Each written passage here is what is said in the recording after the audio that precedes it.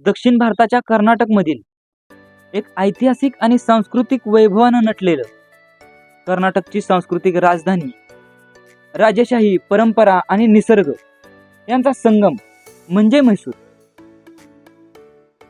म्हैसूर म्हटलं की डोळ्यासमोर उभं राहतं ते मोठमोठे राजेशाही महाल, चामुंडेश्वरी देवीचं डोंगरावरचं मंदिर आणि म्हैसूरची हसतमुख माणसं.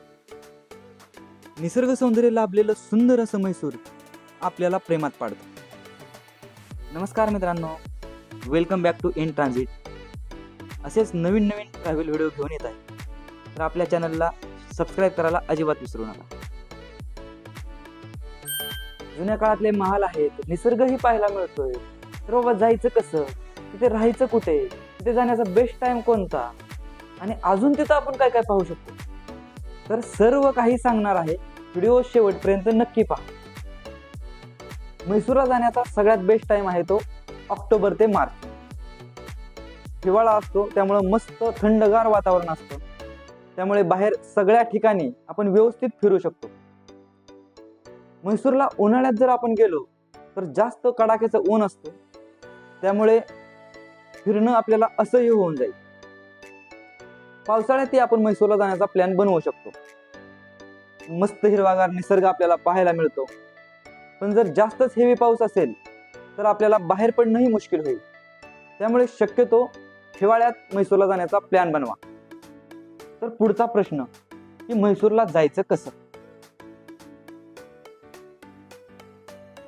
पुणे मुंबईवरून म्हैसूरला वॉल्वो बस इझिली मिळून जातात.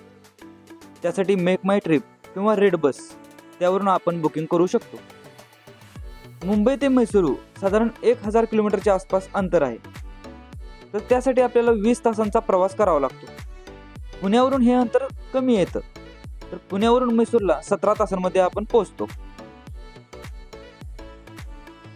बसमध्ये 17 ते 18 तासाचा प्रवास खूप कंटाळवाणा जर वाटत असेल तर आपल्याकडे अजून एक बेस्ट ऑप्शन आहे, तो म्हणजे ट्रेन. पुणे मुंबईवरून आपल्याला म्हैसूरसाठी ट्रेन मिळून जाते, पण ट्रेनचं शेड्यूल हे बघून आपल्याला त्याचं बुकिंग करावं लागेल. थोडं जास्त पैसे खर्च करायचे असतील तर फ्लाईटनेही आपण म्हैसूरला जाऊ शकतो.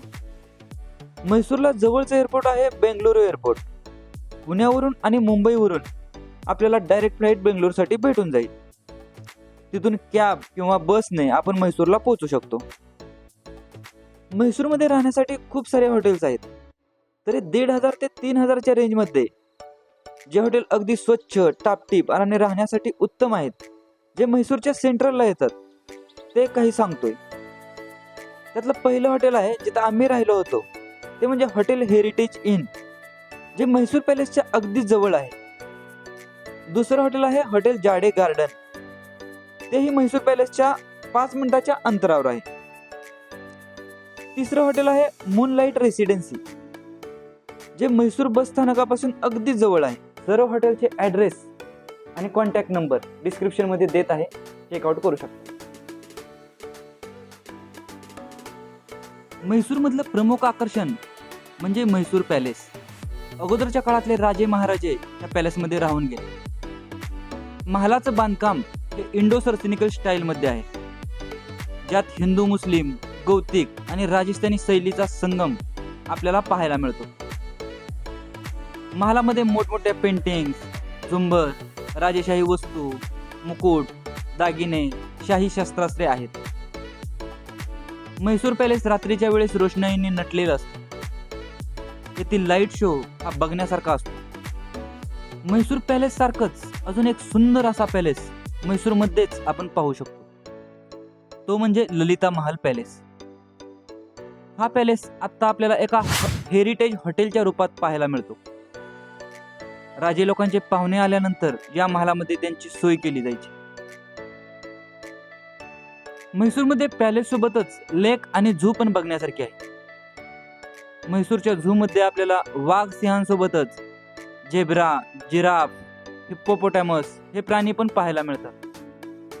157 एकरमध्ये पसरलेल्या ह्या झू मध्ये कारंजी लेक हाही आलेला आहे. झू हे मंगळवारी बंद असतं.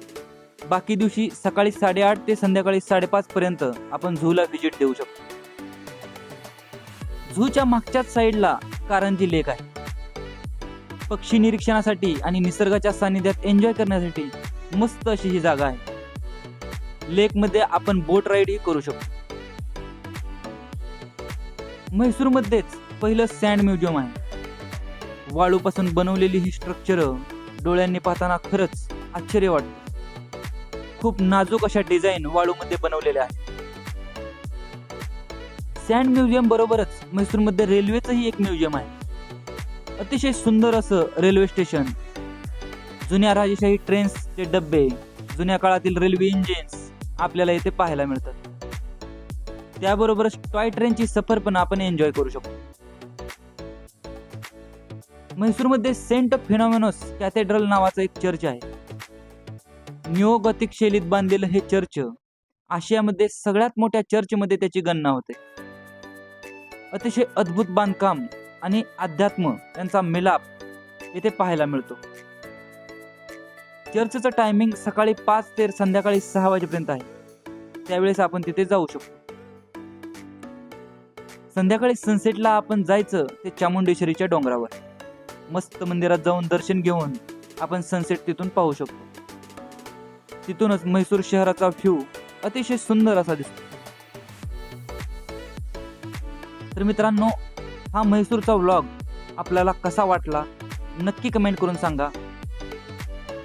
आणि आपल्या इन ट्रान्झिट चॅनलला सबस्क्राईब करायला अजिबात विसरू नका. धन्यवाद.